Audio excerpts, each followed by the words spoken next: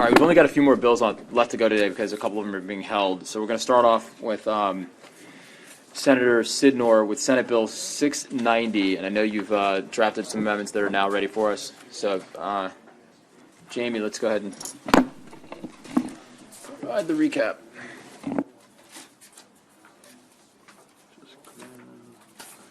So there is an amendment in your packet. This is Amendment 983-525. That's Amendment 983-525/1. And this makes just a couple of changes, just a recap of the bill. It specifies the circumstances under which a custodian of records needs to deny inspection, needs to allow inspection, and thirdly, can't allow inspection to a person who is under investigation or is charged in relation to a crime that arose out of body-worn camera footage. So the amendments alter some of the language. If you turn to page 6 of the bill, the amendments affect in lines 25. This is the circumstances where the custodian is not allowing inspection by a person who was under investigation or charged with a crime in relation to the body camera footage. It alters some of the language as the bill came in drafted. It said that the custodian may not allow copying, so this clarifies that the custodian may not allow inspection or copying, and also provides additional language down at line 25. So it says, a custodian may not allow inspection or copying of a recording from a body-worn digital recording device by an individual who is under investigation or is charged with a violation described in subsection B, if the recording is of the incident leading to the investigation or charge. Then says that a custodian may not allow copying of a recording from a body-worn digital recording device by an individual who has received a PBJ for, is subject to a peace order or a protective order as a result of, has pleaded nolo contendere to, has pled guilty to, or has been found guilty of a violation described in subsection B, if the recording is of the incident leading to the PBJ order, plea, or verdict. And that covers the amendment. Thank you. So, just to give some background on this bill, after we had initially passed the body camera legislation back in 2015, I think it was 2016.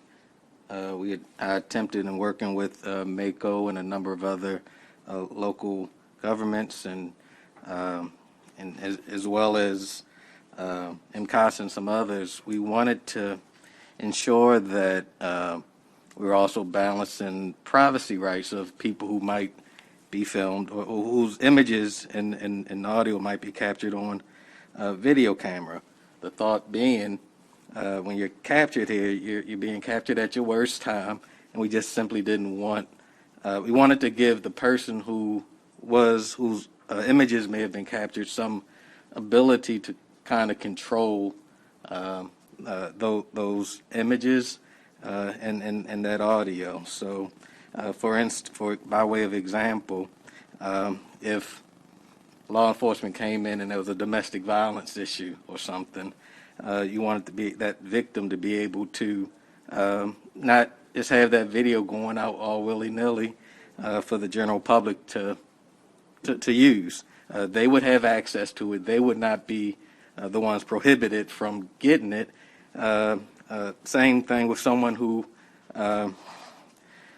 may have been stopped by law enforcement and that stop didn't lead to an arrest or something. Maybe you don't want that video getting out. You would have access to it, but you certainly wouldn't have to worry about your nosy neighbor getting it and using it for whatever purposes. So that was the point behind this. And the amendment was actually offered by, I believe, the chiefs and sheriffs. And one of the things that Chief Fitzgerald had mentioned was that he felt a number of the constituents in his jurisdiction were supportive of body cameras, but they were also worried about certain privacy rights. So what he had offered, I accepted as a friendly amendment and offer this bill to the body and move favorable. Want to adopt the amendments first? Yes. All right. Seconded. Everyone's good with that? Okay. Further discussion on the bill as amended?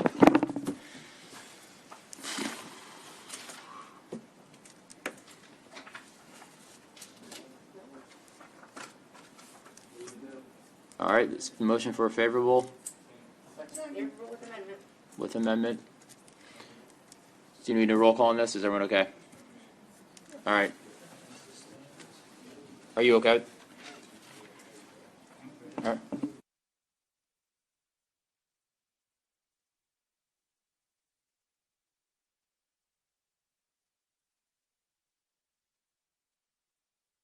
Senate Bill 583, Senator Heddleman.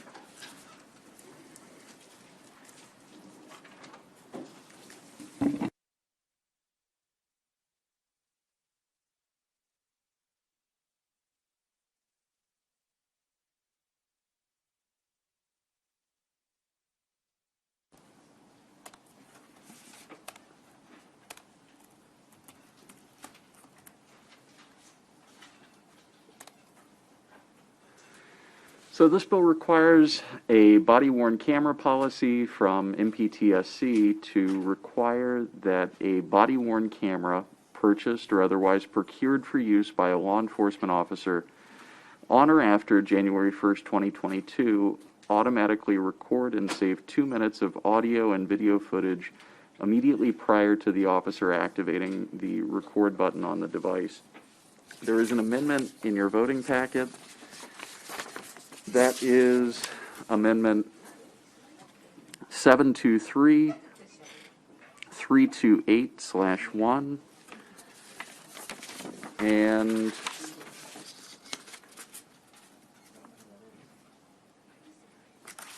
the amendment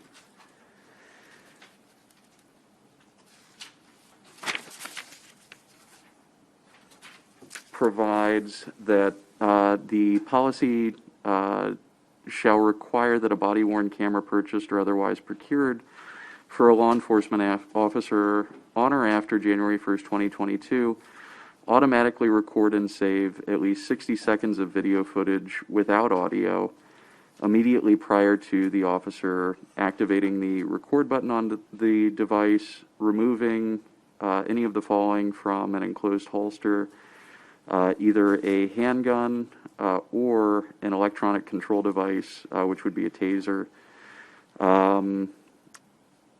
and requires that the video activate prior to the officer contacting a public safety answering point for emergency services, and also provides that a law enforcement agency may not negate or alter any of the requirements of this section through collective bargaining.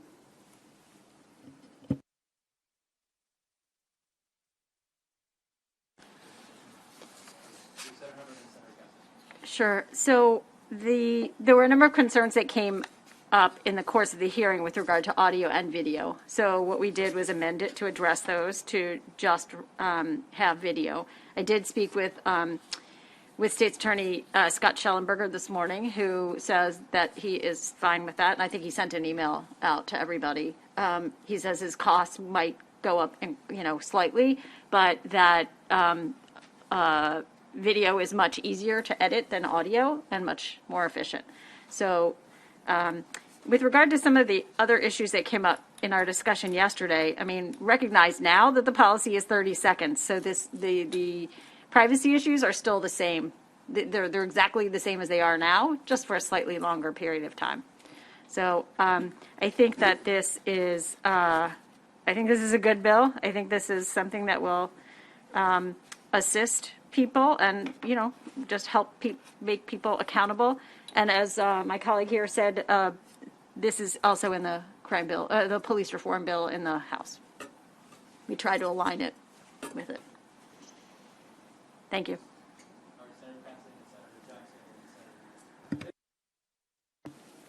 So my question is that it would be activated when they remove their handgun or another electronic control device, when they contact public safety.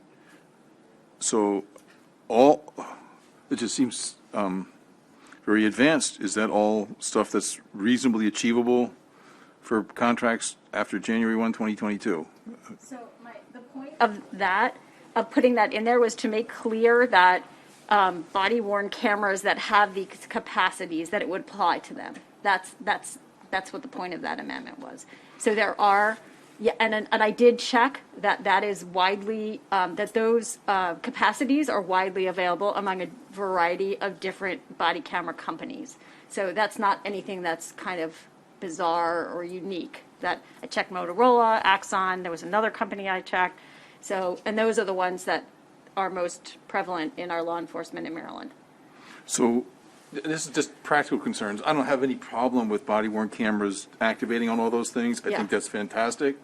But we issued a schedule for body-worn camera procurement, and we did that by reaching out to some of the counties and saying, they've contracted or they're going to contract. They've already put it in the budget. I don't know whether these additional requirements, take a $1,000 camera and make it a $10,000 camera and a budget buster. It's standard. It's pretty standard.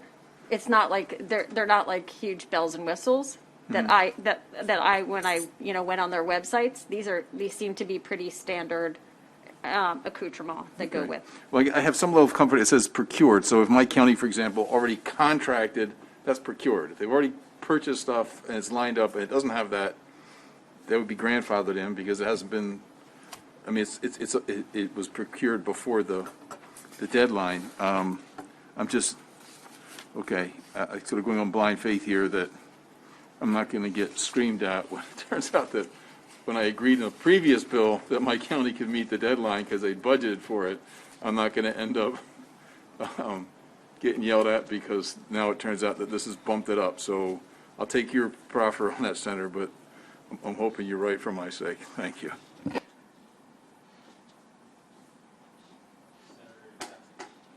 Yeah, thank you, Mr. Chairman.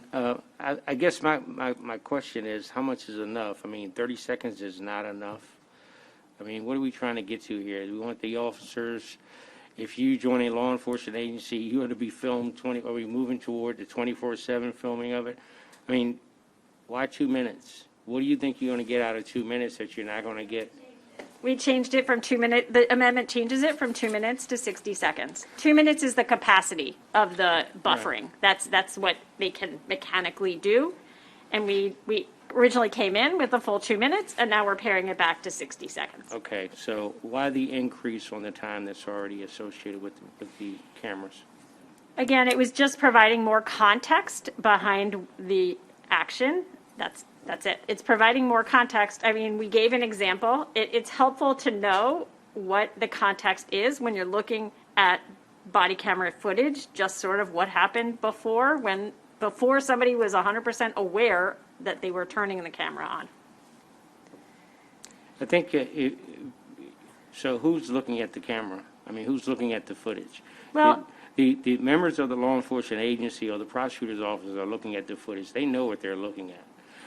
I guess I'm just getting to the point where, there's a lot of blood let out of here, over the last few months. And I'm really not interested in what the House has over there, quite frankly, what they have. I've had the opportunity to sit in their work group there and the work group over here. And, to conform anything to them, I have an issue with that. But I'm just trying to find out how much, I think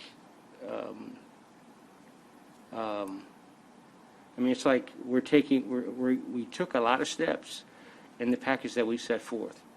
And it seems as if that wasn't enough. Now we're taking additional steps toward the reform. I mean, somewhere along the line, there's a trust factor.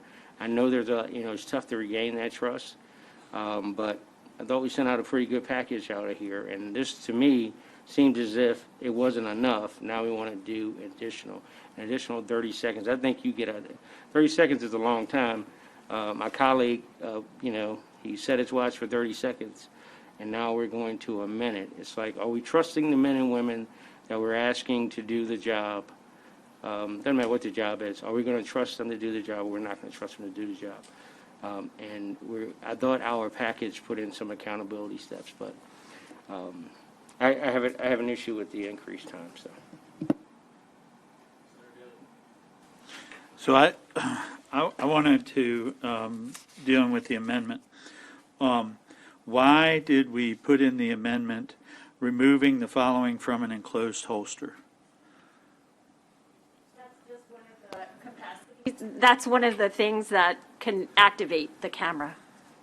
So every time, and part of every officer's, everybody that's been in the military, everybody that's been in the police understands that we have qualifications.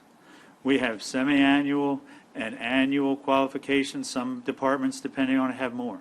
Every time an officer goes to the range, we're going to be videoing that the entire time. Every time they go to self-defense training, right? Any time that they do that, anytime they pull out any device, they're going to have to be recorded, right? It's going to record all the training that is there. This is a significant, and you look at the amount of hours of training that an officer goes through, right? This is a significant amount of recording, right? Much more recording than I think anybody ever thought. The other thing is, if we're going to go every time that you unsnap your holster, right, that recording comes on, there's no provision in here for dealing with a patrol rifle or a shotgun, right? When I worked, we had patrol rifles and shotguns, right? I'd have just when I went to work, I just laid my patrol rifle on my lap rather than worried about unsnapping the holster. So I think this takes any type of trust, any type of issue with law enforcement and throws it out the window. They should have to, they're just going to record them 24 hours a day. And that's not what the intent, I don't think I heard anybody say anything about that's what the intent was to do that, but that's what we're going to be doing. So I'd like to respond. So the purpose of that section of the amendments was to kind of, and it looks strange in amendment form, to be honest, is to reflect the capacity of when the camera turns on. That's it. So the capacity, the many cameras operate automatically when these things happen. That's the only reason that is in there. To talk more about the camera than actually what you just said, which I fully appreciate. But this is to kind of describe when, in addition to the officer actually turning on the camera, when they're automatically activated. And that's the purpose of that. So with all due respect, there's intent and then there's reality, right? And I think the reality of this is it steps over the line. And again, this is if the camera has the capacity to do that, then it's being recorded for 60 seconds. Okay.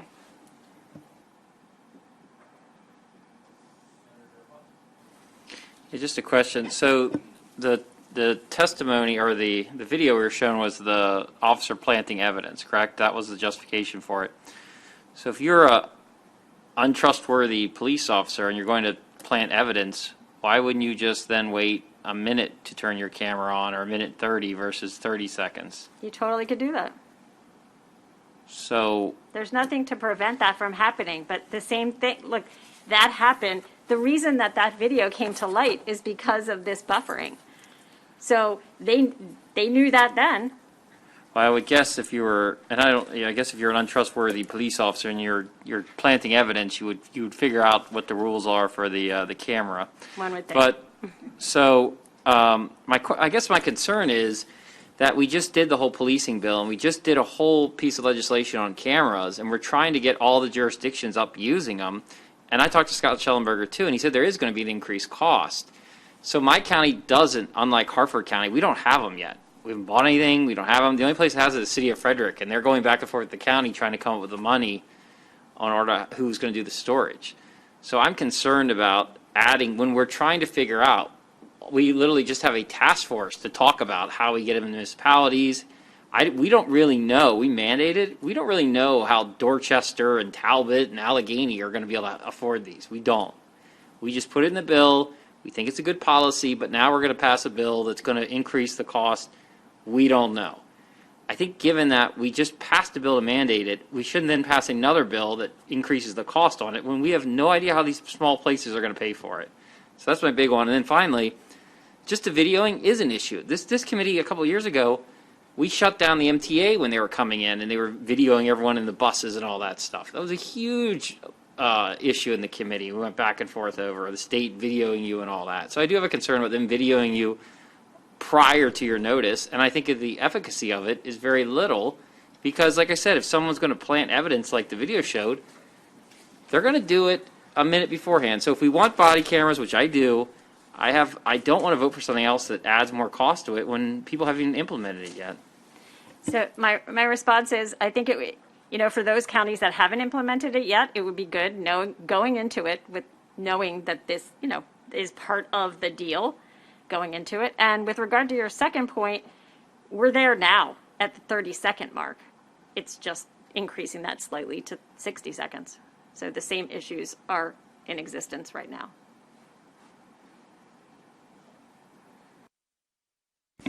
All right. Further discussion. So the question's on the amendment. Folks want to adopt the amendment and then consider the bill then? All right, fine. Amendment's on. Further discussion on the bill. I'm going to roll it, see what happens. I mean, here one thing is to think about, just because we are going to get we are now in receipt, I think, of the House's bill, which does have this provision in it. And as we work through conference, do you want to be wedded to this piece of their package as we move forward? So it's just something to consider as we start to ferry out the differences between the two bills, which I think all of us are still trying to weed through. So just, I don't know. We can roll it. I do think that this is, it is law enforcement, of course, goes through looks at these, but the public looks at these too. And I know there have been a number of incidents that have happened in our county. I'll just talk about us, it's been really important to see the body camera footage and to know kind of the full context, as full as possible, what was happening, prior to whatever action took place. And that's the reason for this. I mean, I think that one of the reasons we move towards body cameras at all is for both public safety and for public knowledge, but also for the officer, right? And I think, when we heard from our state's attorney, who was originally opposed to them and now thinks that they are incredibly helpful to officers because it shows what was going on from their perspective too. So I think this is about public safety, it's about information and transparency, and that's why I put forward the bill. Thank you. I mean, listening to all this very interesting discussion, this technology is fascinating.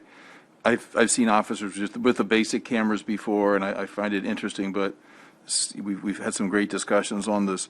New capabilities, it's interesting.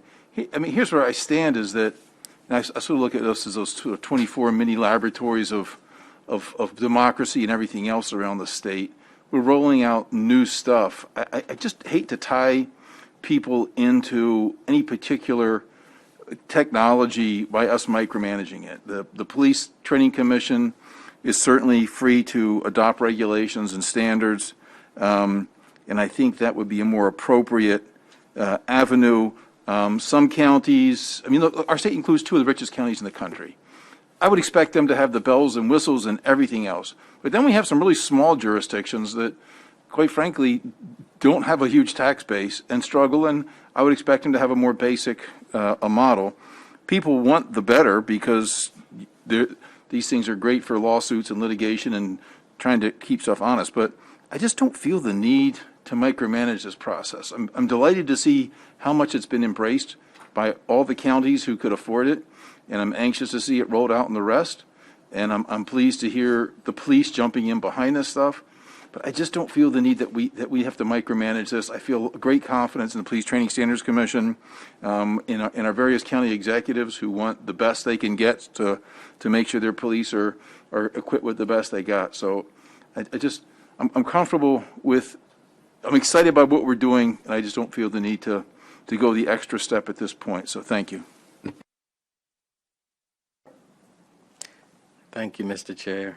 Just to push back on what the senator was just saying, the addition of 30 seconds really isn't bells and whistles. This is standard, I believe, from what I remember for most of the industry cameras, they can go up to 2 minutes. So this actually cuts it in half. It's nothing that any of the equipment that's being purchased by our local governments doesn't already have. So I just wanted to say that. The time piece didn't bother me. That piece is not really a part I'm pushing. It's the other stuff. It's got to activate when the handgun's pulled out, activate when the stunning device is pulled out, activate when they call, summon for public safety, all these extra things. You're correct, Senator. We've heard that the standard is that you're recording it. So that part really wasn't touching me. I agree with you on that one. Vice Chair Waldstreicher. No. Actually, that was a very good question. So I was under the misimpression that this is just going from 30 to a minute. But what was just described between the conversation of the two senators, these are brand new requirements on the equipment. Exclusive, but that the intention was not to make it only apply to those types of cameras. It was to make sure that those types of cameras are included in our definition of a camera, those with these capacities. That's the intention. And that is what, I mean, I don't know, counsel? Right, so the reading of that is that any of these cameras that were procured or purchased on or after January 1, 2022, would be not only storing that 60 seconds of video without audio, but that it would be, before they activate the record button, remove from the enclosed holster. So the question is does it apply to the ones that have already been procured? Like No. No, it not doesn't. apply. It's just prospective. Right. But prospective means you got to buy a different kind of equipment than is out there now. Is that Equipment correct that's or capable no? of doing all these things. Is it prescriptive in that the future cameras that are bought have to do all this different stuff to activate when you pull out a holster and all that? Right. So in order to be purchased after January 1, 2022, it's not just that it's the functionality of doing it shall require that a body-worn camera purchased or procured by the law enforcement agency automatically. So it's not just the functionality, it's actually a requirement that they automatically record, that those cameras record not only after activating the device, but after removing the handgun from a holster or the taser from a holster, or contacting the answering points. So we're going to go to, in theory, Baltimore County that has these and is a much wealthier jurisdiction. They're allowed to keep theirs, which are lower, but then Allegheny County has to have the ones where immediately when they pull it from a taser or a holster, it goes off, and like these poorer counties are going to have like the top of the line model. I went back and forth with with the amendment drafter on this. That is not my intention, honestly. My intention is to have this apply across the board, but to make explicit that it should also apply to those cameras that have those capacities. If you don't think this says that, then we need to fix it to make sure. Because I do not have the intention at all of saying that there should be different, applicability to different kinds of cameras. I want to make that clear.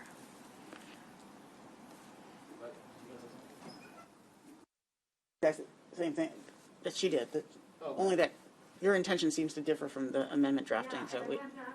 With the drafter a bunch yesterday, and I tried to make this point, and if it doesn't say that, then I need help, or the amendment drafter needs some help to get it to say that.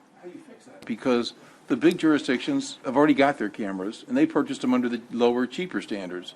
Or they've even got them under contract right now, in which the case it doesn't apply.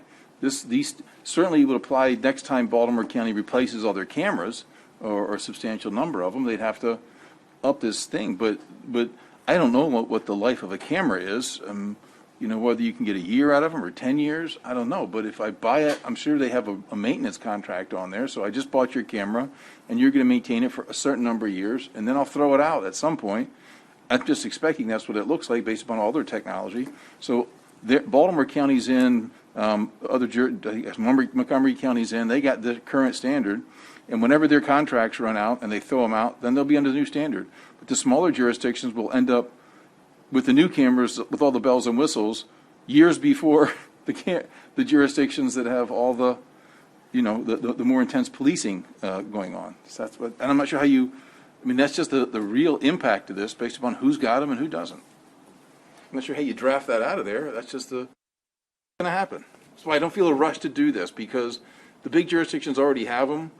And they've got time. We've got years to fix this and see what they do. The little jurisdictions, I'm not sure why you want to dictate it to them, because they need the cheaper cameras because they can purchase them and roll them out. So it's sort of end up with sort of the backwards of what we really want to do here.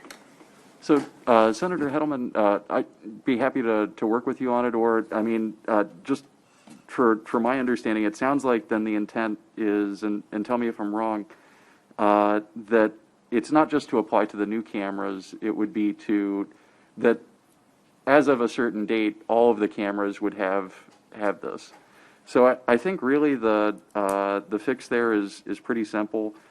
Instead of saying that tying it to the purchase, just move that date up to the beginning of line 19 and say that on or after January 1st, 2022, the policy developed under subsection A of this section shall require that a body-worn camera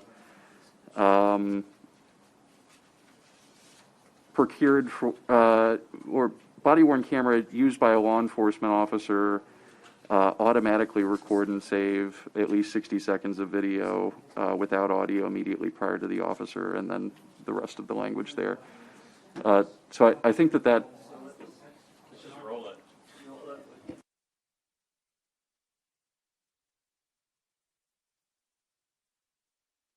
I'd say, Mr. Chair, you made a good point, though, too. If we pass this, I don't want to do this, because I just think we shouldn't be touching this because of the mandate we just put on it. We shouldn't do more. But it's coming over from the House. So we're going to have to figure it out or deal with it one way or another when it comes to the House. Either take it out or change it or whatever. But if we pass this bill, we're stuck with this position.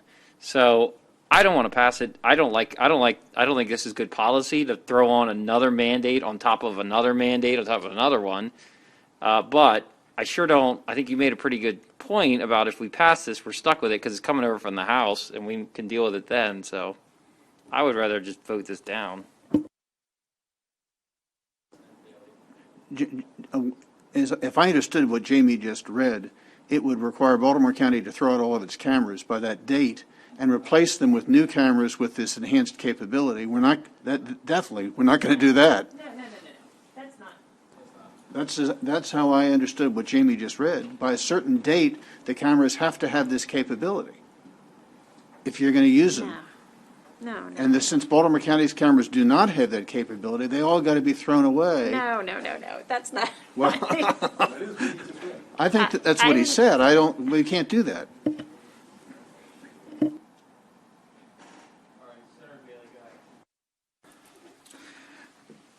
Just so I can be clear about this, was it your intention to add in all the training hours that a police officer has during the year?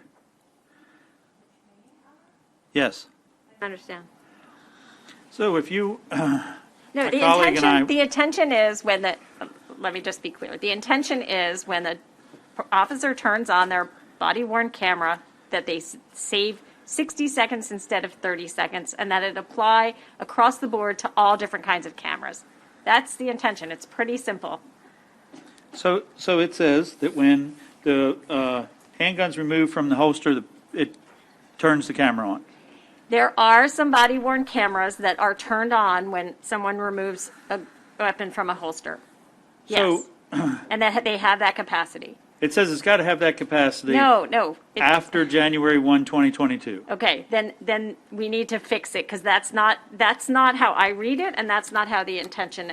And counsel, could you talk a little bit about my colleague's interpretation and whether that is how you read it? Sure. I mean, based on the language that's here, it would be the situation we were describing or discussing earlier, which was that only those new cameras would need to be doing that. It's I don't read that as a functionality question so much as that the policy would actually require recording in those circumstances. So when the firearm or taser's drawn, it would actually need to be storing that footage. But with the change to the language, if you tied the new date to just the policy, it would be that the policy is requiring that all body cameras in the state be doing that. But I mean, I don't know what the current functionality of, say, Baltimore County's body-worn cameras are as far as their ability to do those things currently. So I don't think I could offer anything on that right now.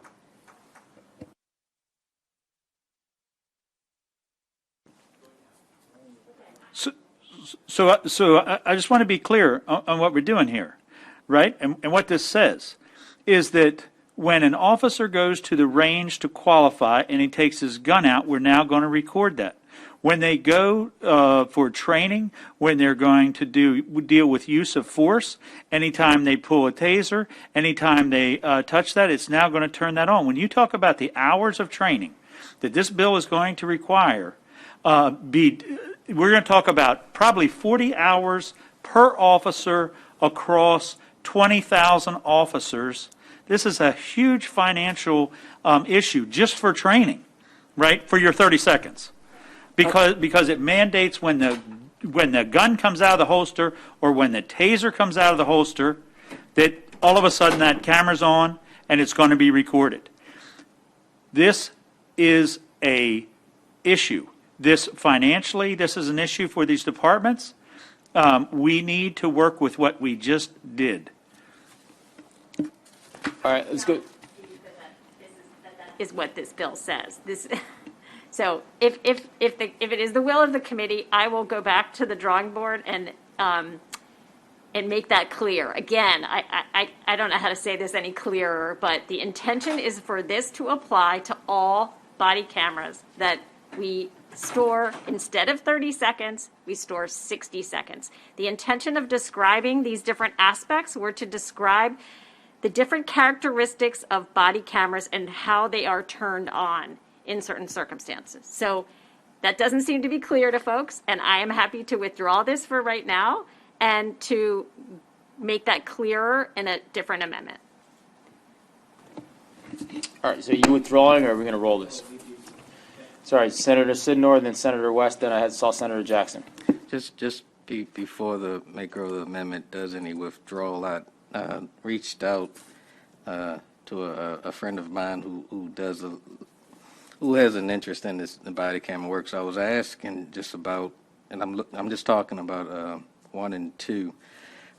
So the legislation that I had earlier in the session regarding the inadmissibility of body camera footage if officers purposely weren't turning on the cameras, this language essentially tries to resolve that issue. So rather than officers being able to turn it on when they want to turn it on, once their weapon or whatever is drawn, it automatically records. So this actually is I would say a fail-safe measure so that you wouldn't have to be too concerned about evidence not being admissible, which now, as I'm saying it, is probably why you have Scott Schellenberger supporting this type of language. It actually helps the prosecutors from having to deal with the bill we just passed a couple of weeks ago. I just wanted to say that.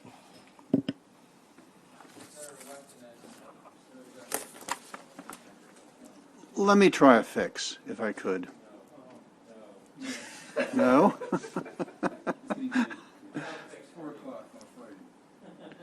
Well, it involves 4 words. At the end of that, line 23, it says footage without audio immediately prior to the officer.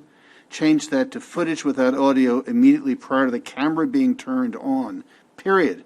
Not try to describe how the camera's turned on.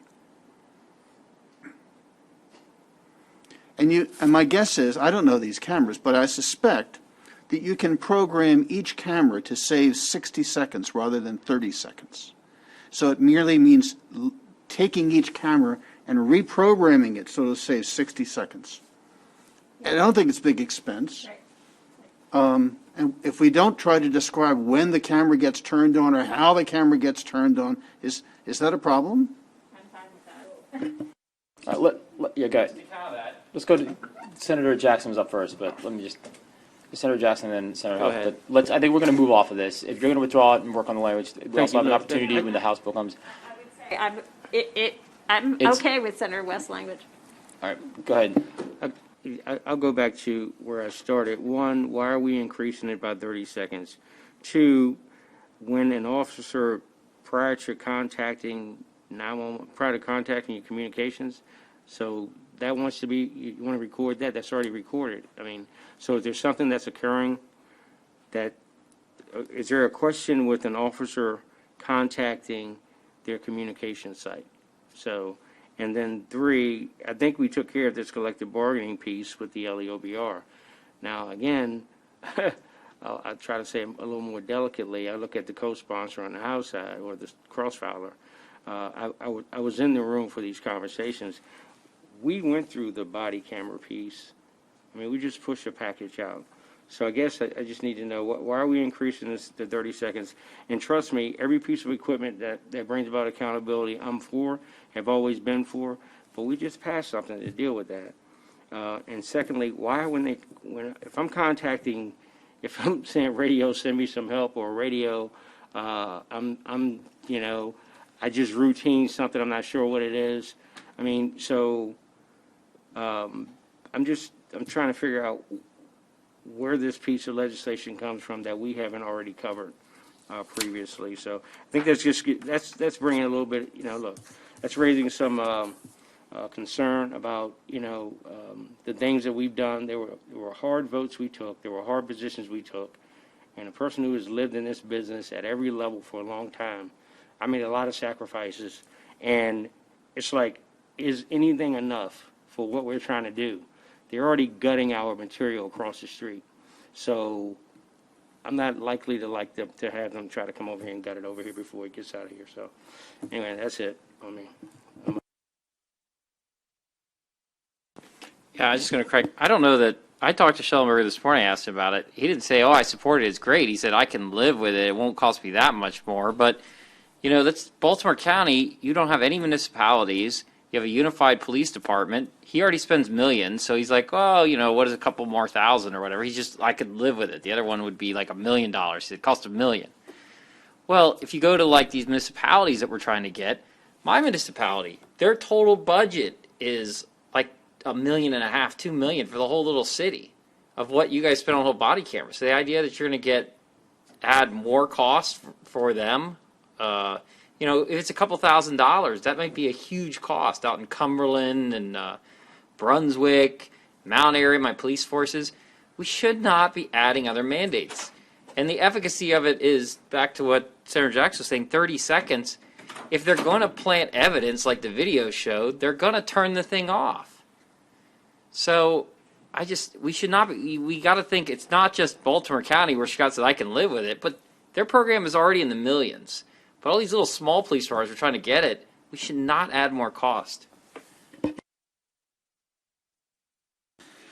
So I just want to go back to this cost issue when we're talking about how much this is going to cost when we're dealing with this training issue, right? I mean, you got 20,000 officers, which is light. You got 40 hours of training that they're going to be mandated a year. That's 80,000 hours of additional tape that's going to have to be recorded. 80,000 hours. That what we're doing here. And we're talking about, when we talk about something of that significant, and then we put these things down here that say, contacting a public safety answering point for emergency services. Well, let me tell you, folks, that's already recorded. It's not videoed, but it's recorded. Every single emergency dispatch that I'm familiar with. Right, it is recorded. It is already there. It already exists. Some of the things that we're putting in here, this is ridiculous to bring a bill forward that does away with all the work that we've done in this committee. All right, so unless there's a withdrawal, there's been a motion and it was, okay, all right. We got to vote to withdraw then. It's true.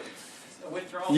You're withdrawing the entire bill? Or you would, For the moment, Well, then we should. so you're asking for a hold or a withdrawal? I'm asking for a hold.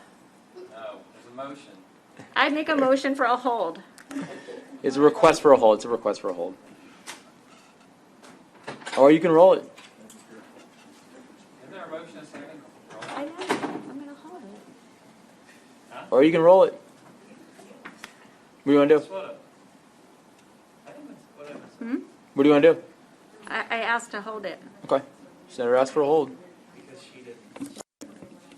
It's hold.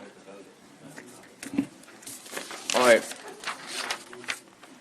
That was a good discussion because we're going to have that discussion in like 3 or 4 days when the House bill comes over here. So, say what? Well, you're talking about crossovers, not till. Yeah. Sorry. Yeah, about a week. Sorry, my bad. Yeah, we got some time. All right. Actually got the bill yet. No, we do not have the bill yet. Okay. Anyway, part of the discussion anyway. All right, so let's go back to Senate Bill 202. I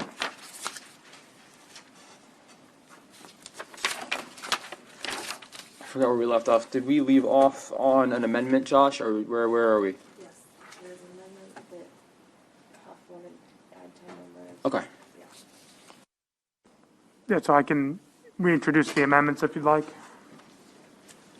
So amendment number 723326/1 further increases the time an inmate must serve before becoming eligible for parole to 25 years.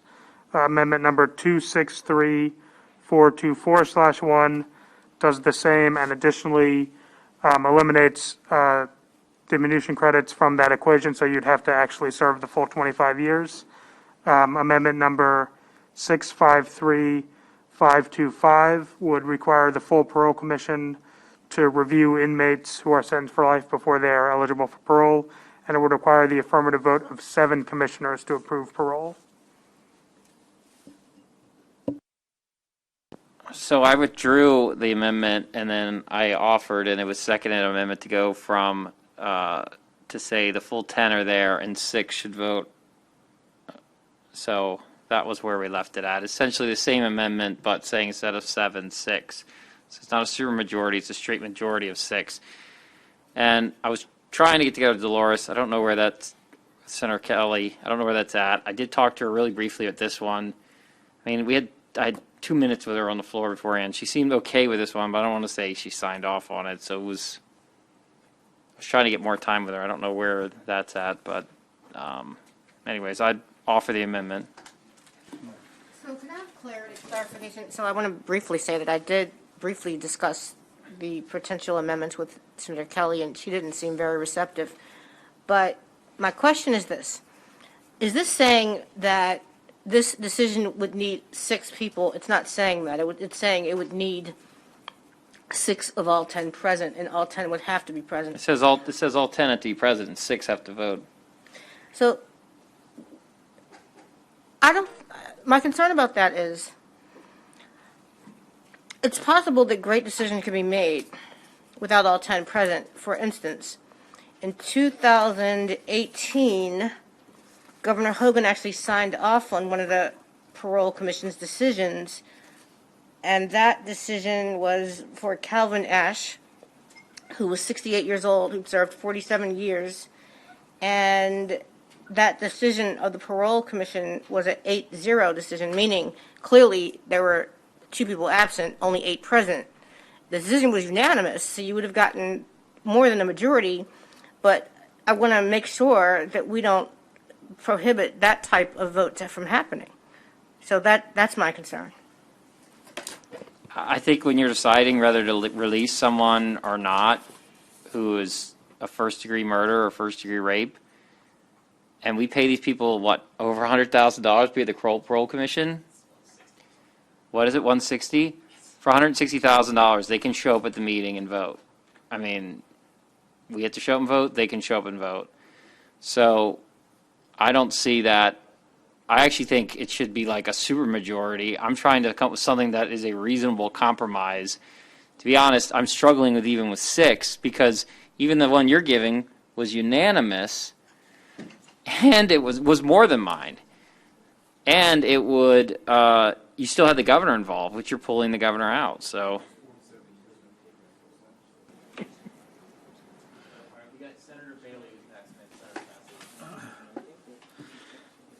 So I just wanted to, I mean, I did see how much money these people get paid. And it is absolutely just unbelievable to me that we've got a situation that we're discussing here that we might only have 6 of them out of 10, and they're getting paid that much money to go there, right? Should it be the fact that we should be discussing, if they can't make these meetings, then maybe we should be thinking about removing them from the board. I mean, if that's the issue, then we should be addressing that directly. My worry was it's kind of like what just Senator Carter was saying. It's not about, I'm not worried about people like absconding or not, just kind of not showing up for work. I'm worried about just folks not being impaneled. I mean, for whatever reason. Death, transition, resignation. I'm just worried about that. I think that's very valid.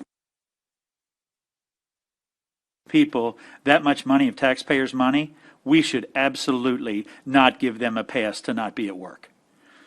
Right? They should be going to work.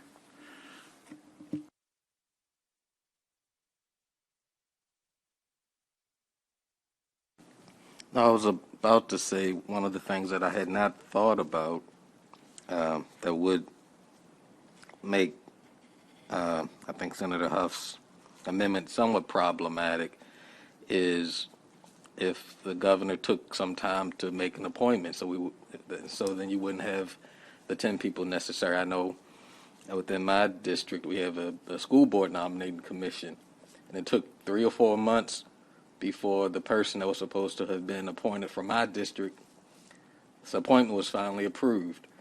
So if to put forth that language, I think really would probably end up hurting us more than helping.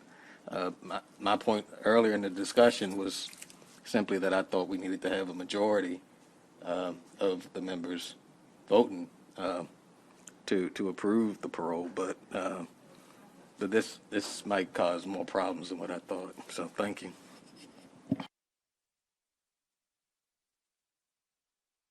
All right, yeah, let's roll it. It's Senator West, go ahead, and then we'll roll it. I just reiterate what I said this morning. When you're talking about letting the most egregious felons in the state out early, and they've taken the governor out of the equation, so he no longer is the backstop. I think you need to have a clear and convincing vote that this should happen, and not the vote by a couple of people who happen to show up one day. So that's my view.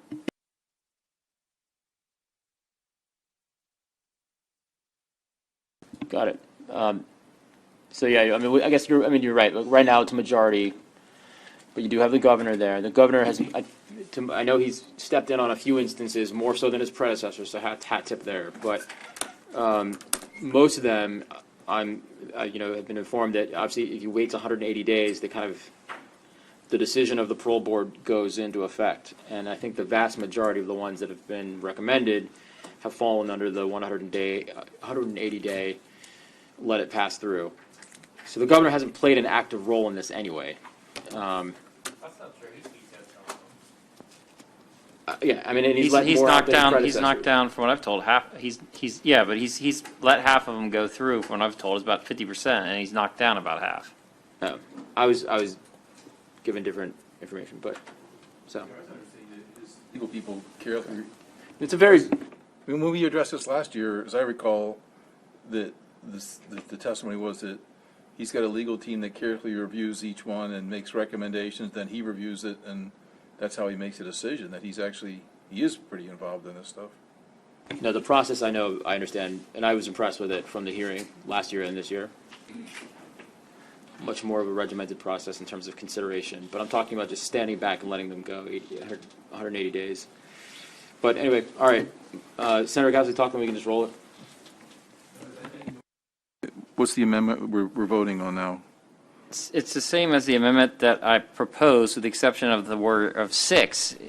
Or 7, it would be substituted 6, so that you would have all 10 members present, and then 6 would have to vote.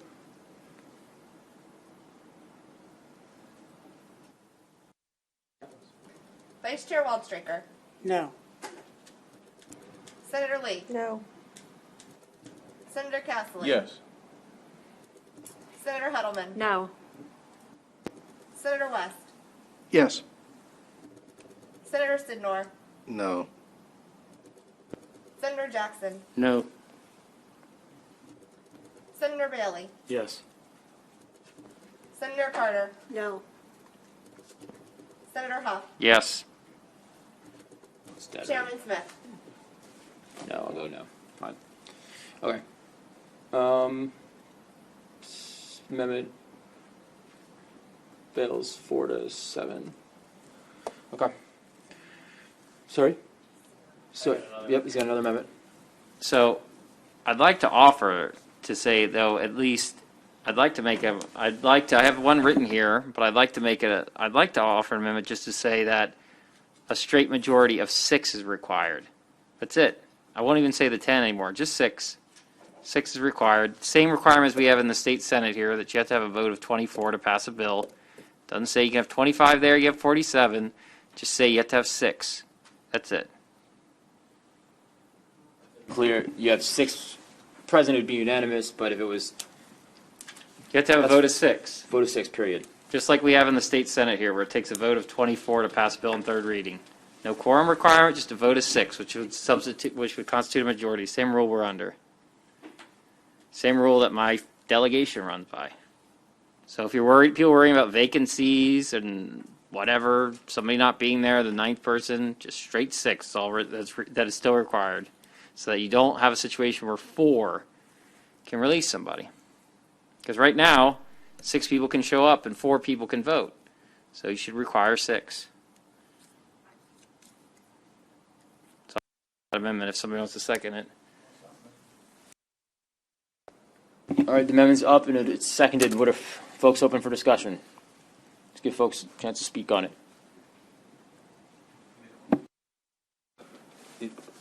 That from what we've heard, that's lower number than are actually voting in the cases that we've heard about on these cases. So that shouldn't be a problem. And I think it's a reasonable accommodation, given that the governor would be out of it.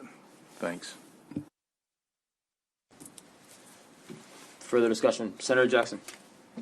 So I'm trying to understand the amendment. So, a requirement for a quorum. So, your delegation can't take up a bill unless it has a quorum, right? No, the way we do it. So, for example, there are in our delegation there are there are 8 members, right? So 5 would be a majority.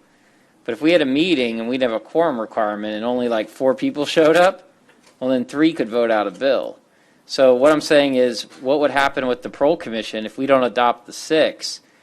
you could have, in theory, 6 of the 10 show up, and 4 of those people constitute a majority, and then vote a recommendation out. Because there's no, in Comar, it's not specific about what constitutes a majority, so we should at a minimum say 6 people should vote it out. So you're essentially saying that a majority of the members of the board must be present before they vote on it. Yeah, majority must vote for it. Same as the state senate. So on the state senate floor, you need 24 votes no matter what on a bill on Right. third reading. It doesn't say if you have 47 people there or 24 people there, but you got to have 24 there no matter what. Yeah, I'm thinking, I understand it, that it means that you need to have the majority of the 10 members present before you can actually vote to release someone, right? No, you could have only 6 people there. If you, That's the majority of the board. The yeah. majority- the You'd board have is to have a 10. majority board there, and a majority would have to Right, vote. that's what I'm saying. Yeah, But yeah. I think earlier, before we broke, I think Senator Sidnor brought up something regarding taking the Comar status or standard or whatever reg and then codifying it. But the problem is Comar is silent on that part. That's what we went through earlier this morning. You said Yeah, but it- majority? Okay. Thank you, Mr. Chair. So I do actually view this as somewhat codifying the, if not the language, but the intent of Comar. Because not only in the Maryland and the Comar, but I've looked also at even the United States Parole Commission, and they have the same language. They say a majority vote of the commissioners holding office at the time. And so I think this is almost akin to that, even though I know that there could be a situation where there's less than 10 holding office at the time. But I do think, and you can correct me or dispute me if I'm wrong, I do think that we'd like to have a majority of the commission make the decision. I do. I think we don't want to have a minority of the commission make the decision. So I don't have a problem with this. It's been seconded. Just roll it. See what happens. Vice Chair Waldstraker. No. Senator Lee. No. Senator Castle. Yes. Senator Huddleman. No. Senator West. Yes. Senator Sidnor. Yes. Senator Jackson. Yes. Senator Bailey. Yes. Senator Carter. Yes. Senator Huff. Yes. Chairman Smith. I'll go no with the clean bill. There we go. Amendment passes. I'll go no. Just passes though. So it's, what is it? Amendment 7-4? Okay. Yeah. All right, so my last amendment.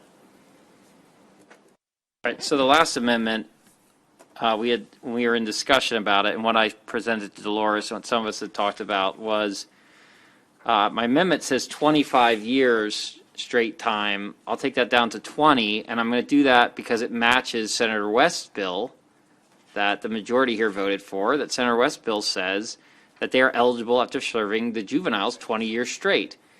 And if, look, we can get into the crimes, what they did, why, legally or ethically they should serve that, but just look at the incongruity of the law if we don't take this amendment. If you don't take this amendment, then a adult who commits a first-degree murder will become eligible faster than a juvenile under Senator West's bill and faster than someone who does a second degree under current law. So I would say, in keeping with the other bill that is literally on the floor, it hasn't even been discussed yet, that says 20 years straight time, that we should do the same for this. And what will be the policy outcome difference? Not much, because not many people are getting paroled at this. The difference is that you're not going to have these families and victims dragged in for these hearings. And quite frankly, the fact that we would pass a bill that says at 13 to 14 years a first-degree murderer could get out, I can't believe there's another state in the nation that has first-degree murder at that. Half the states of this country are straight-up adults, life, no parole on a first-degree murder. And here's going to be Maryland, 13 years you're eligible. So for the sake of our law, but also literally what we're going to have on the floor, a bill where the juveniles will be, have to serve straight 20 years. That makes no sense. So just to be clear, your amendment is, so the bill already has, it's 20, right? But you're saying Says 20 dim no credits. dims. Okay, got it. Just to make sure that everyone understands what the amendment is. But go ahead, Senator, Vice Chair Walser. Yeah, I mean, I don't have a strong preference as to years, in part because, like Senator Huff said, no one gets parole at these years, so it's a little bit irrelevant as to where we go, but I do agree that it's relevant that it should be consistent. So if we were to pass this bill as is, a 17-year-old murderer would be eligible at 37, but an 18-year-old murderer would be eligible at 31. And part of the argument for passing Senator West's bill was that teenagers, people who aren't adults, children, are less culpable than adults who make that same decision. And so by passing this bill as it came in, we are reversing the philosophy under which we passed the previous bill. Because here, adults who commit murder would be less culpable than the children who commit the same act. And so whether it's 20, 25, or both 20 with dim credits, we have to be consistent between the two. Otherwise, we look like fools on the floor and just intellectually dishonest here in committee. I'm sorry, because you're saying, what you're saying is that currently we would require 18-year-olds to serve 20, but not 17-year-olds? Well, then let's just up it for 18-year-olds. Yeah, so if you want to move up the 18-year-olds, let's go ahead and move it up. Oh, you're agreeing with Huff's argument. I'm saying okay. there is a deep inconsistency if we were to pass this bill. Oh, without the amendment. I'm sorry. Without the amendment. Okay, I thought because you were, of what we did with I thought Senator you were West's speaking bill on the amendment. and the ideological underpinnings I of was Senator West's confused bill. what you were saying. Sorry. No, I get that, but that's why I'm definitely against if there any other amendments that say 25. Just because, and we can talk about the importance of the hearing, which you're not going to get out anyway, but the importance for a lot of other things that happen.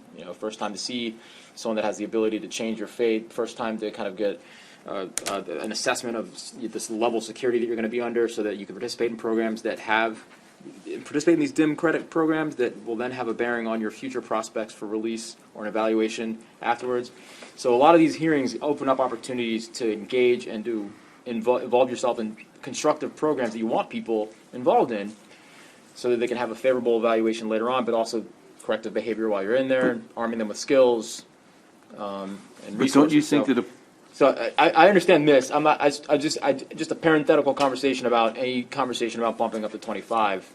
I pulled that off. Okay, I'm just saying hard no on that. We're only talking, just to be clear, we're only talking about making it the same exact standard as we just voted out on Senator West's bill, to say a straight 20. That's it. That's all I'm proposing. I'm pulling 25 off. Because otherwise, just pulling that. I wanted to make it clear about the 25 because that's no. I'm trying to find some middle ground here. So just so the committee's clear on what I think the amendment will look like, and correct me if this doesn't seem right, Senator Huff, but so on page 2 of the bill, in line 9, you would be striking or the equivalent of 20 years when, and replacing that with without. So it'll read, you are not eligible for parole consideration until the inmate has served 20 years without considering allowances for diminution. And you would make the corresponding change on page 3 in lines 3 and 4.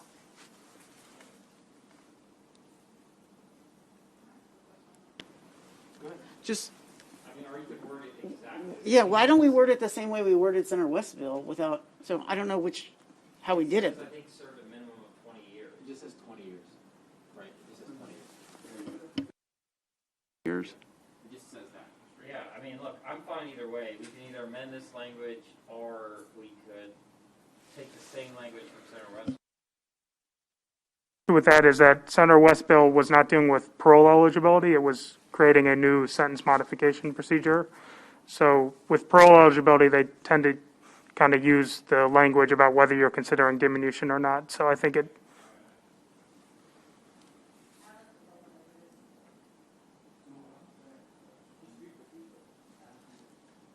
Thank you, Mr. Chair. I'd like to roll the bill as it currently is. I don't believe that we need to make the modification. As the council just pointed out, this is not exactly the same scenario as Senator West's bill. It's a difference between parole and an opportunity to have a sentence review. It's a completely different situation. So for my part, I'm happy with the bill without this amendment, so I'd move the bill. Or do I have to vote, do I have to move to unfavorable on the amendment or move favorable on the bill without the amendment? Whichever, take your pick, but that's my choice.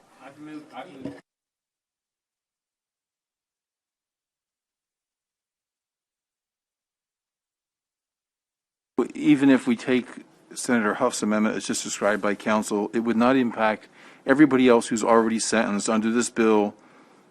Even with those amendments, they're going to be eligible for parole in 13 years, and they'll also be going to the parole commission after 13 years, and there will be no governor's guarantees, and the parole commission will start hearing folks, and they can start pumping them out, right?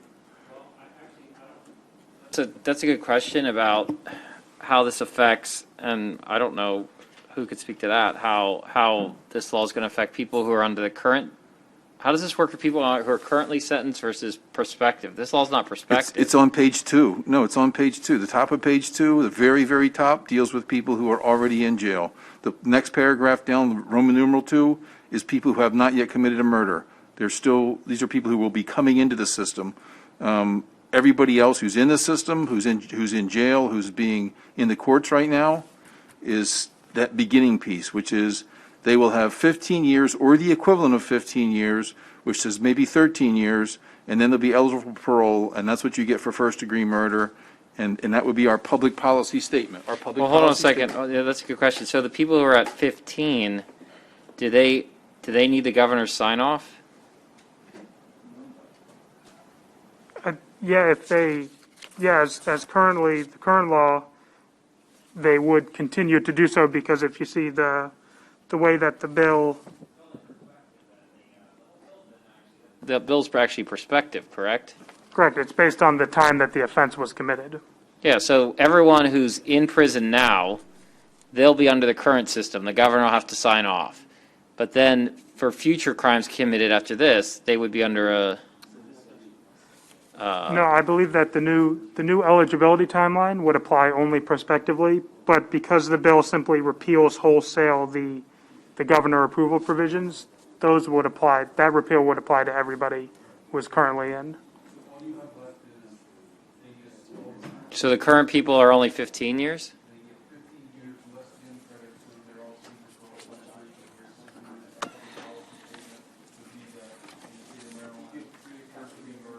You serve 13 years before you go to parole.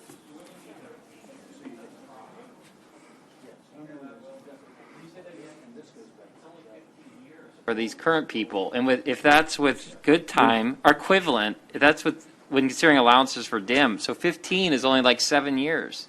Well, that's what I thought. It was closer to 7, but council said it was like 13, but I thought you could get a whole lot more dim credits. It'll whack it down to, I mean, you take it's usually a 50%. 20 comes down to like 14. There's no way a 15 wouldn't come down to like Well, that's what 11. I thought. He said 13. I was thinking it was more like 9 or 8. Oh my gosh. So first degree murder, you serve 8, then you start working on the parole commission, and who knows what they're going to look like in 6, 7 years. They may be totally turned over and be flower children who think everybody should get out right away.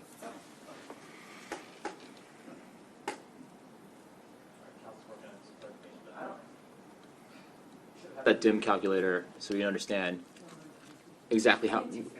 Yeah.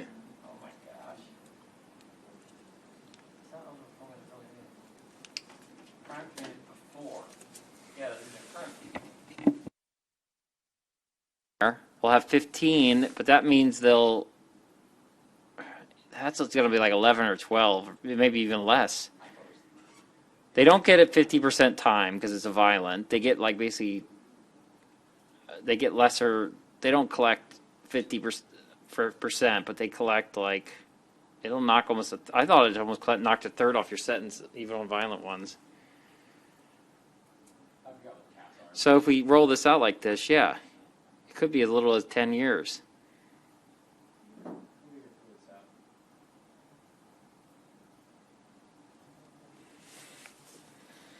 Yeah.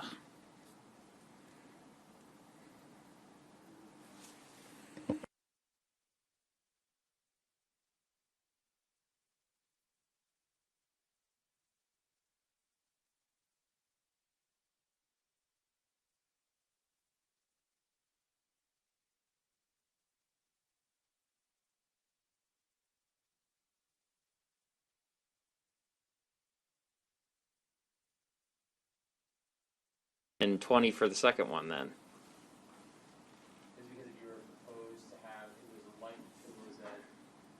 A sentence of life without prison, a life imprisonment, but then the actual disposition was something different. So go ahead. Sorry, I was having a sidebar, but I think what you're referring to is one of those provisions in the bill, which is on page 2, paragraph 2, that's current law. Is that what you're discussing? So essentially what that is if the state seeks life without parole, but the jury gives life with the possibility of parole, that's who's covered by this paragraph. So those people have 25 years considering diminution credits until they're eligible for parole because the state sought life without parole, even though they didn't end up getting that from the jury. Then farther down, when the state seeks life with the possibility of parole, that's the second part right here. So how would Huff's amendment impact the difference between the two? Could you have someone that had life with the possibility of parole would then be able to get out earlier than someone where the state sought to have life without parole?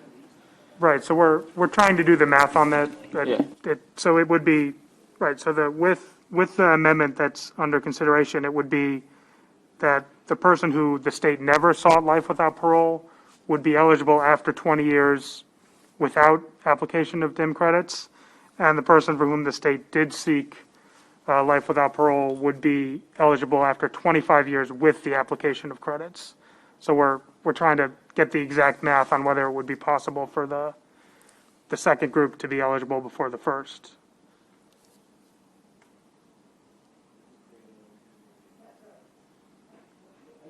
You have to fix the first part. I mean, I don't know how you fix the first part. Like, Why do we distinguish between what the state sought? It's such a strange thing. I don't know. Who cares what the state sought? It's what the jury what did. happened, what the final disposition was. I don't know. Right. How, What's the history behind that? Does anyone know? I think this whole statute is goofed up. I think they didn't want to do There's it. no They're doubt like, about that. We'll throw the governor in. I mean, I think it was. I mean, then when they did it, I think it's like they didn't want to do it, and they're like, let's throw the governor in because he's not going to let him out, and that was the thinking. I think I think this was never done properly. I mean, we are just all over the place on this, and we need to have, especially since there's another bill on the floor. There needs to be some consistency. No, it is a different process, but I get the argument of the consistency argument, but then, and you're right, it is a different process, but then you're going to create this other incongruity I mean, it's all over the place in this bill. in the statute, actually. I'm sorry, in the law, yeah. The current law is all, but see, what the safeguard in the current, they didn't care because you had the governor as a safe drop against it. So even if somebody came out too early, even if the parole board erred, they're like, whatever, if it's 10 years, whatever, the governor can block it too. So there are all these safeguards. And once you wiped out those safeguards, now you're starting to look at these times realizing they don't make sense. For the very first paragraph on page 2, you would be eligible for parole after 11 and a half years. That's just people currently in the system. I don't even want to like toss those numbers out because we don't know what the caps are for the dim. Can someone just quickly get that information for dim credit caps? Like what are you maxing out of the dim? I don't know. I just asked the state's attorneys, people who, what would be your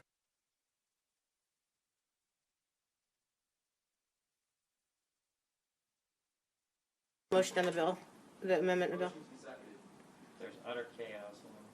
And then we spiral down. So we have to vote the amendment before we can vote the bill?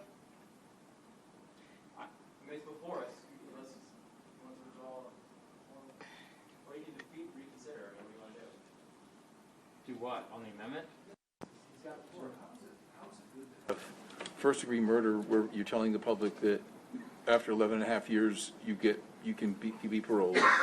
How is that a good public policy? I don't understand. Why do we want to tell the public that first-degree murder, our public policy is that 11 and a half years before you're eligible for parole?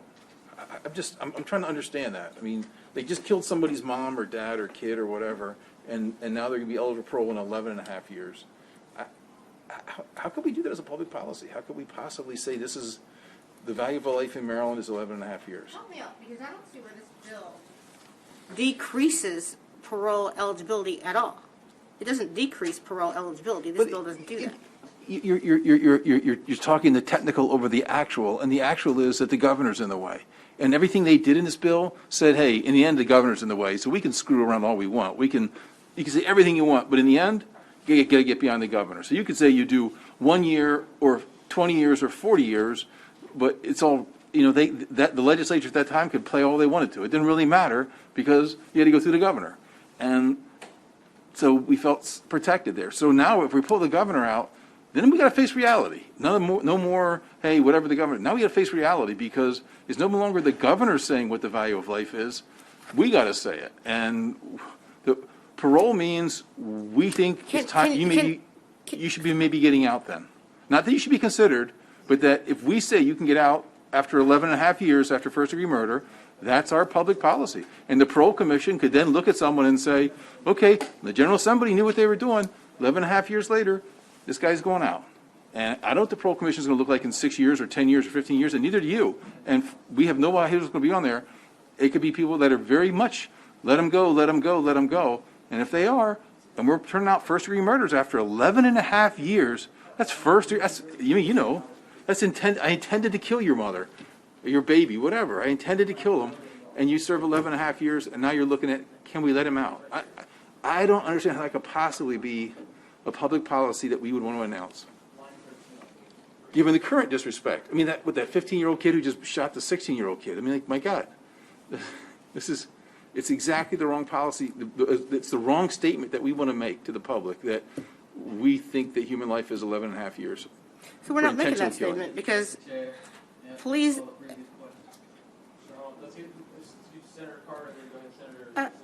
I'd be willing to not respond, but I was going to say, please advise me of any time in the history of the Parole Commission that they've ever recommended anybody for parole in that short amount of time, or even in a much lengthier time, because the scenario that happens is that they make recommendations very rarely, and when they do, they haven't been honored by the governors. But even the case I brought up earlier, because I was trying to look more into that to see if I could find other cases, this guy was actually recommended after serving 32 years, but because of the governor situation, he wound up staying in there for 47 years.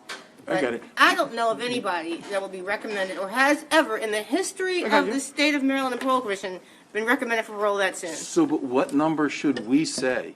Because we can't rely upon a parole commission that was insulated by the governor, and the parole commission changes by political appointments year after year after year. And what we have to do is sit here and say, this is what we think, not what we're enabling the parole commission. And we have to assume that they're going to look and say, this is when I can release this person. Not, well, we never do it. No. When do you as a General Assembly think we can release somebody for first-degree murder? That's the issue here. Not we hardly ever do it. Who would do that? It's when do we say? And that's the statement we have to make here.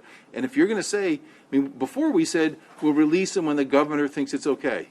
Okay, that's a nice cop-out, but we're talking about pulling that out. So now we got to actually say first-degree murder means how much time in jail before we say you've done your debt to the people, to the victims and their family. And I just don't see how you get it with the current posture of this bill. We are saying our public policy statement would be 11 and a half years. First-degree murder, 11 and a half years. And our only cop-out is to say, well, who would ever get that? Well, if you didn't think anybody was ever going to get it, then why'd you say it? So my point is, when do you think they should be? Seems to me at least 20 years. I'm more of a 30-year guy.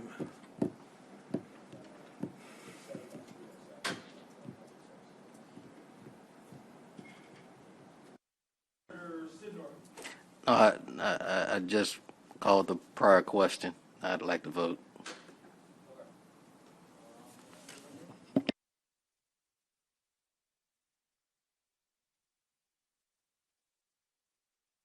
Just clarify what we're voting on.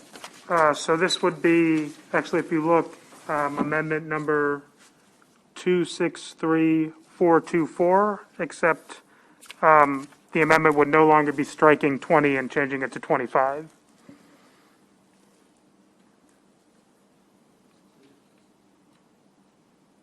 Bottom line up front is just saying 20 years, but no dim credits applied. Correct. Okay.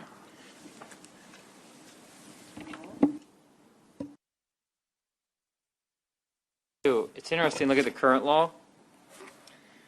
The current law doesn't even have 20 years. The current law is 25.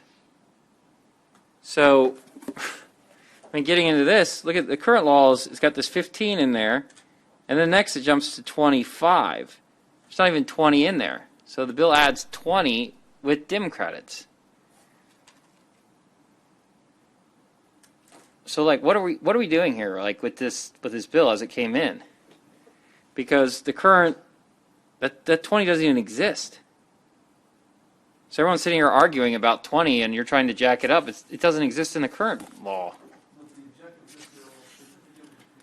Prospectively, because our successors can deal with them. They haven't even started a jail term yet, so we're not really worried about them. This bill is all about the people that are currently there, and the people that are currently there aren't even controlled by this other language. The people currently there will have 11 and a half years to serve, and then they'll move to parole board. That's what this bill is about. Because whatever we do on the people who haven't even committed a murder yet, this is going to come back next year, like it always does. This bill is all about the people that are sitting. But I guess my point is, even if you take the 20, current law had a bunch of people that were at 25. It's just, this is how 10 years from now somebody would look at it and be like, how the hell did this ever become law? I mean, I know people want to leave and all this stuff, but this is dealing with like the most serious crimes we can, and people when they're eligible and walking out. And with all due respect to what the parole board did before, for 16 years in this state, not long ago, you had governors that released zero and straight up told the parole board, send me whatever you want, I don't care, I will release none of them. Glendenning and O'Malley. And then Earl, like, I don't know what his ratio was. I think the current governor is 50%. So this is dramatic. To think it's not a dramatic policy change, it is. Oh, it's a huge watershed. Everybody currently in the DOC for first-degree murders is going to suddenly become eligible for parole.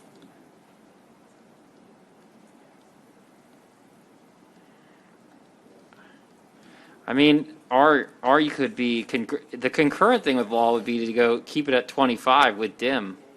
That's what the current law is. She takes it down 5 years with her bill. Mm-hmm.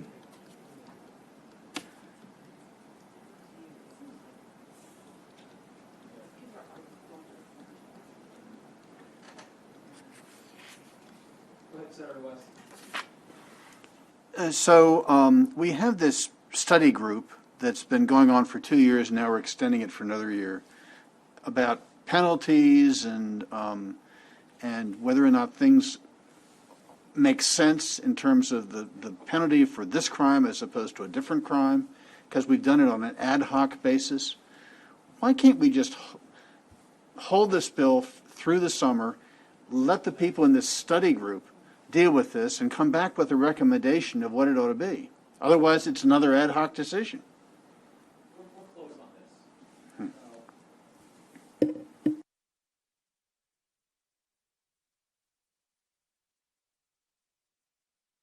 About. We know this whole bill is about the people that are currently in jail, not about the guys who's about to commit a murder. The General Assembly will change multiple times while they're in jail. So they're not. It's the people that are currently here. That's what this bill is all about. And for them, we've not made one amendment yet that applies to this. Since we sat down talking about this bill, eligible for parole in 11 and a half years. Right now, eligible for 11 and a half years. So I'm not sure how you say we're close to anything other than a travesty, because that would be an absurd result to say that people can make parole for first-degree murder after 11 and a half years. That's where we are. on this. I know the amendment's here. Your best, cleanest thing to do would be to wipe out 1, 2, and 3 and just make it all 20, just like the previous bill we passed.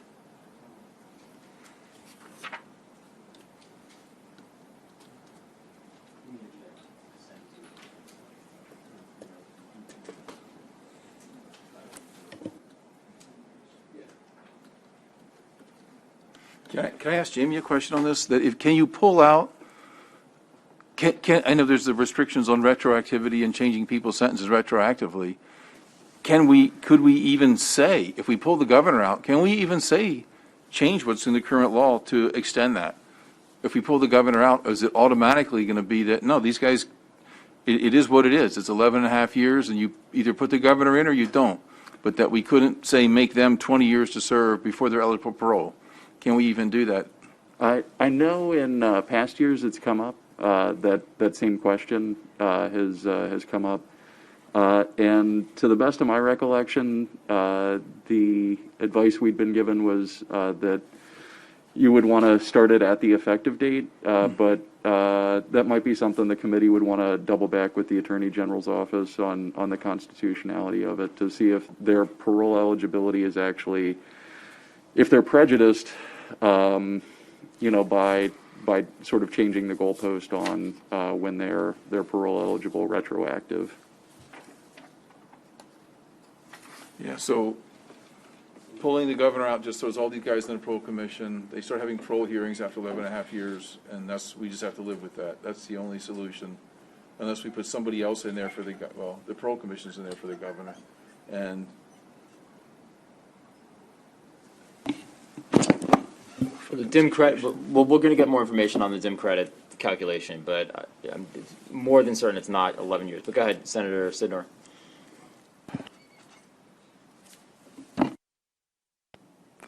Thank you. I'm just wondering if we're kind of veering off of what the bill was supposed to be about from the very beginning, which was just getting the governor out of making these decisions, and if what we're talking about now is a whole different topic that rightfully does need attention, but doesn't necessarily need the attention or our focus right now when we have a bill about getting the governor out of parole now.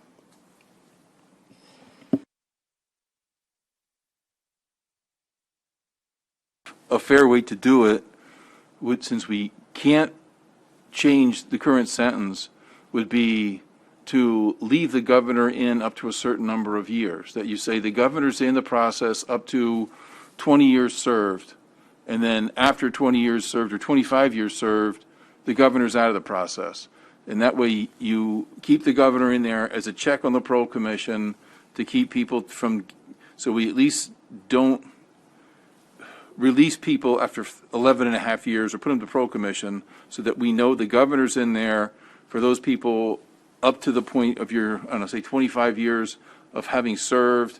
And then once you've hit 25 years, it no longer goes to the governor, and now it's just simply a parole commission matter. You bifurcate that, and that way you don't run the risk that the parole commission, we're not just saying the parole commission, we're not changing the original standard of anything. We're just simply pulling the governor out after a certain number of years.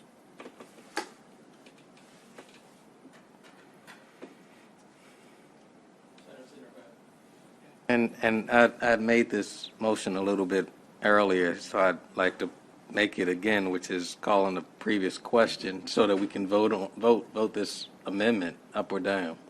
I'm sure everybody's had enough that they've had to say, and I don't think I'm probably the only one who would just like to vote on this amendment. And Josh, and so what is the fundamental problem with this amendment in terms of retroactivity, or what are, no? Which is the amendment to basically eliminate diminution credits from the current language in the bill, or? Yeah, so if you eliminate dim credits, which I'm not sure even makes all that much difference. I don't know the numbers, I don't know the math, we'll get that later, but are there any other problems with that? Well, it would depend whether you're only eliminating them on the prospective basis for offenses which are committed on or after the effective date, or if you also tried to do it for the crimes that had already been committed before the effective date.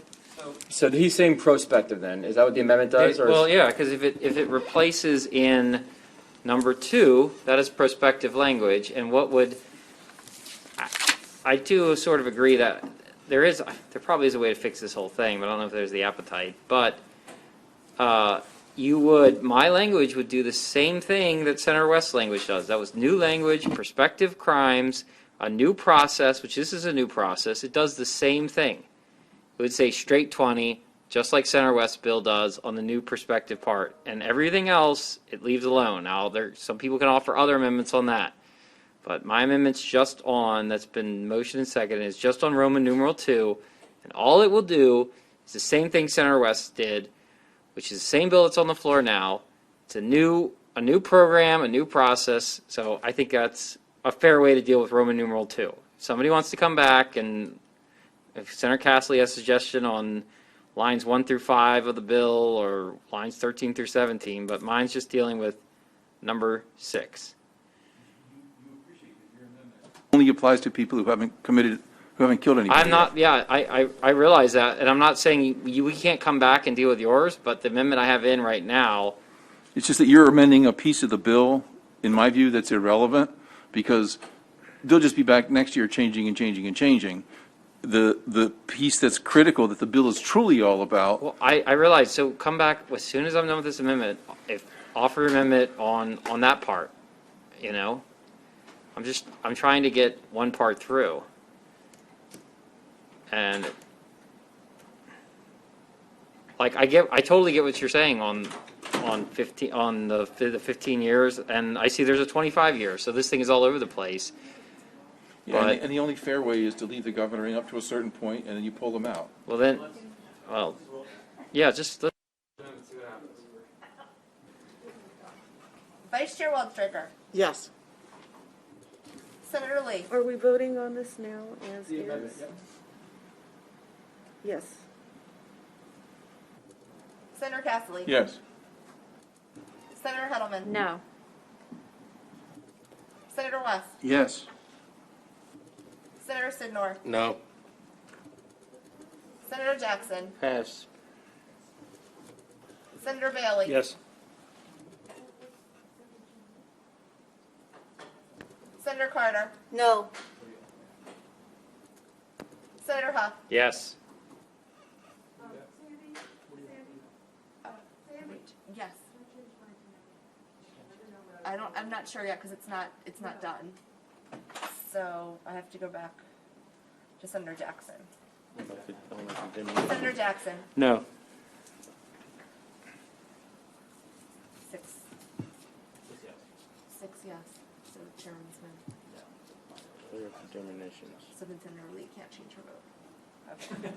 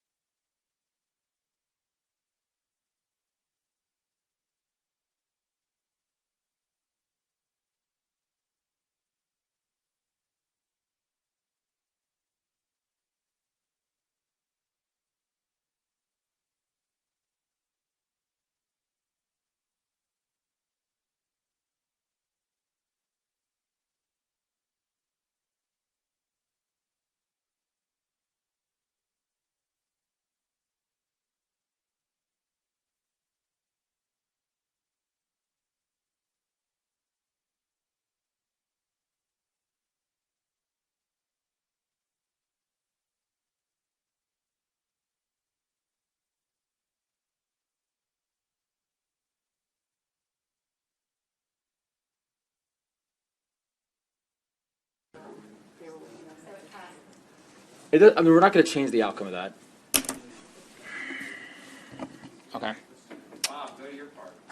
No.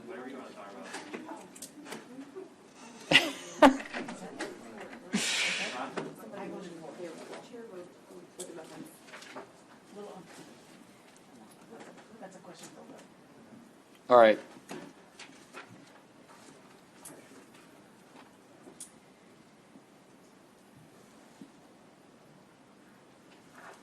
We are going to, you have another amendment, or we're just going to roll this thing, or what? I'd like to amend the first paragraph. I don't know if it'll end up being constitutional or not, but I'd like to insert the language in the first paragraph on page 2. I'm questioning whether we can do it. I mean, the more complex setup to get around the constitutional issue would be to leave the governor in up to that point. Like you say, you got to serve 20 years, leave the governor in up to 20 years, and then after that, you fall in line.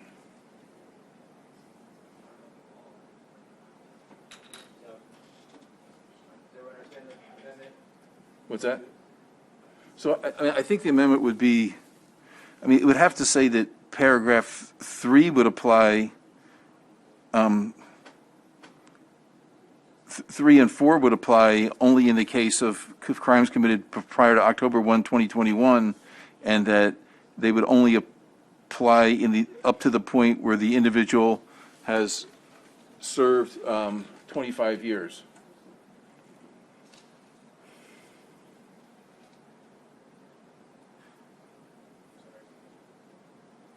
I mean, that would, if you apply that up to the point of 25 years, then it wouldn't violate constitutional issues of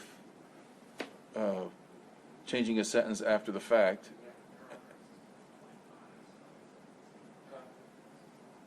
Think about it.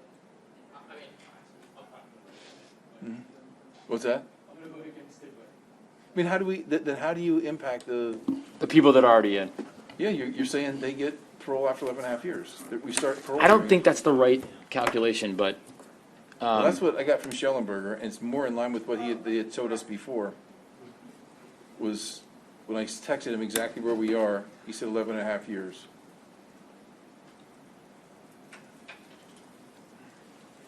all right. Do you want to make a motion for that, or? Yeah, I'd move that we, I mean, it's tough to do oral right now, but it's that we leave paragraphs 3 and 4 intact up to the point where the individual who's currently, if you look on the bill, page number 2, you got paragraphs 3 and 4. Those relate to the governor's process, that the governor's process would only apply to an individual who's currently in the system up to the point where they have served 25 years. They're in the system prior to October. 1 of 2021, that's right. People in this, I'm sorry, up to the point of October 20, like, yeah, that paragraph 3 and 4 would apply to, only to people under B1I, and only up to the point where the governor, where they've served 25 years. And after that, they fall in line with everybody else, it's parole commission. And then we haven't changed the law with them until that point. I didn't know I was on. I agree with that. We ought to treat all the prisoners the same, and if we can't, under the Constitution, change the sentence or the eligibility for parole because it's unconstitutional, then we should leave the governor as the backstop until the people have been in jail for the same amount of time that those coming into the system after October 1st, 2021 would be eligible.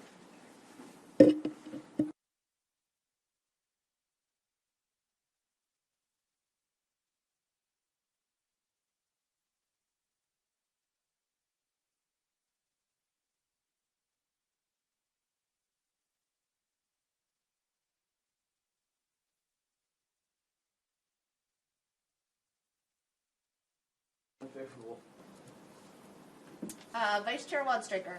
Yes on the unfavorable. Senator Lee. This is unfavorable on this amendment, On right? the amendment, correct. Yeah?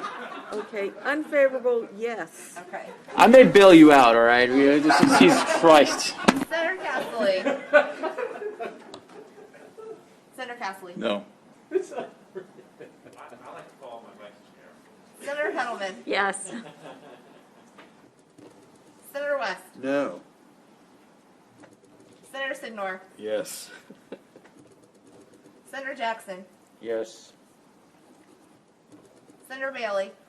No. Senator Carter. No.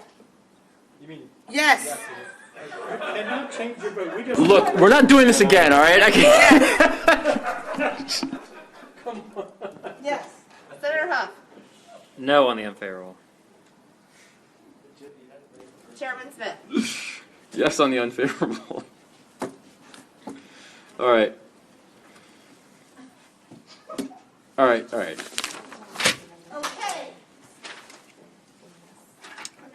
Should I make a motion? Just want to make a motion? Yeah. Yeah. Mr. Chairman. Can you get, bless your wells right here? Mr. Chairman, thank you so much. I think it's really time to get the governor out of parole. This was my bill last year. I appreciate Chair Kelly putting this in. I'm glad we've made some amendments that I think do justice to the underlying concept of the bill. So I would move favorable on the bill as amended.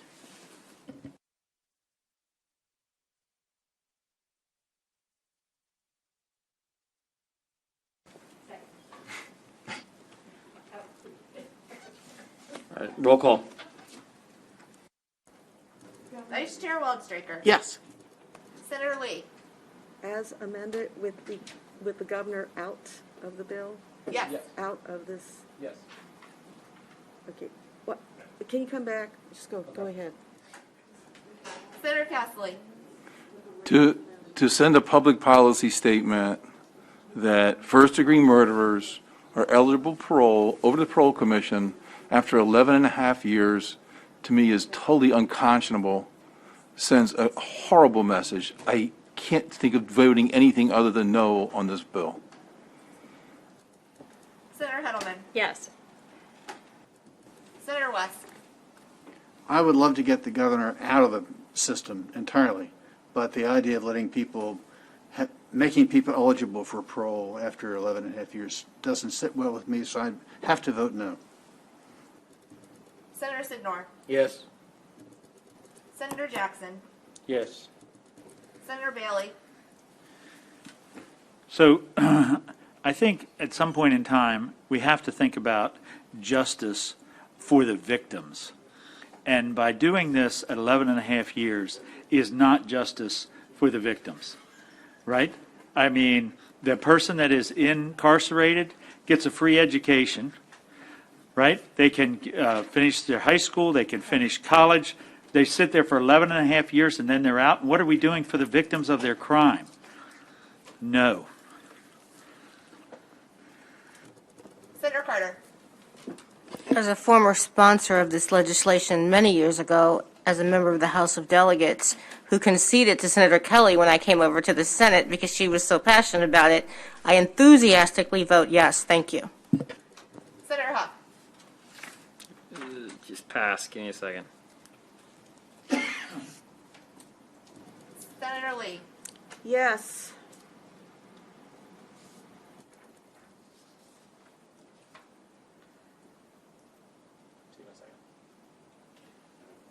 So I got a question real quick. So the 15, is that on a first degree murder too?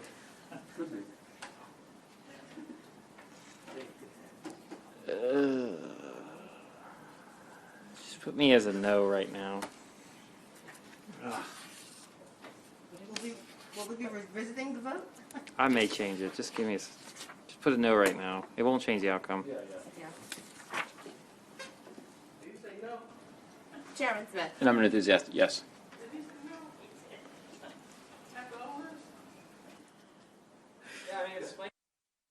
That 15, that's still giving me heartburn, is that we started going through this, discovered that current people are sitting there at 15.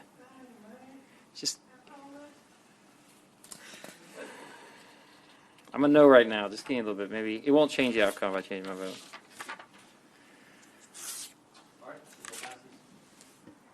Can we get, as soon as possible, like, delineated copies? Yes, yeah, we'll go in.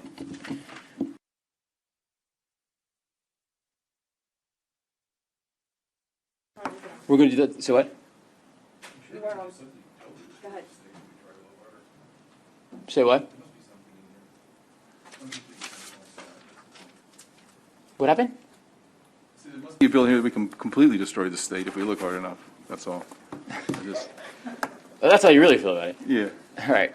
When we come back, the first bill on Tuesday will be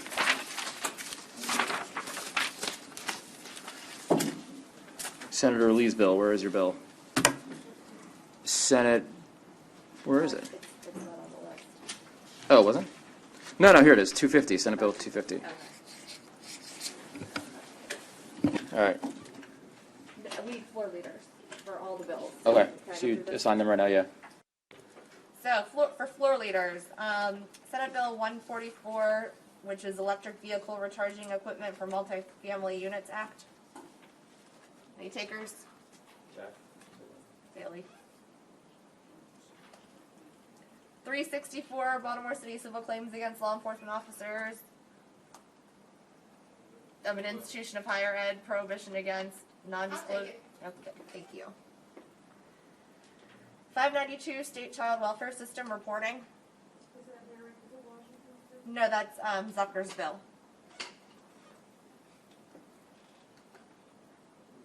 Anyone? Senator Zuckers? I'll do it, doesn't matter. Smith? Senate Bill 688, this is Senator Smith's bill, real property condominiums, homeowners associations, virtual meetings. Smith.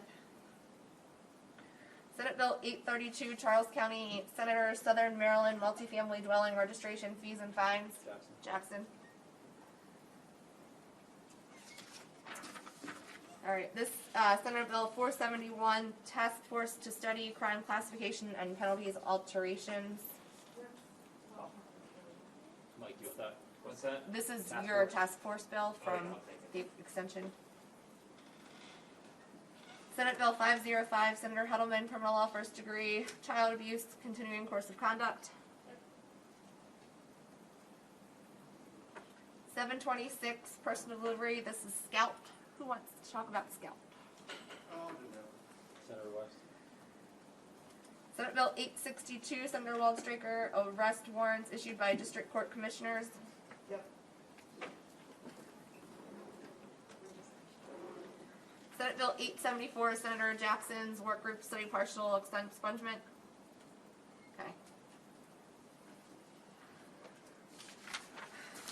Senate Bill 327, Senator Waldstraker, civil actions, the Maryland Safe Act.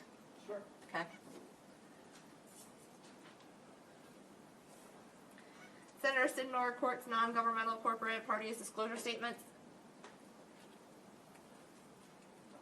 Senator Eckert, real property, sale of mobile home parks, notice requirements.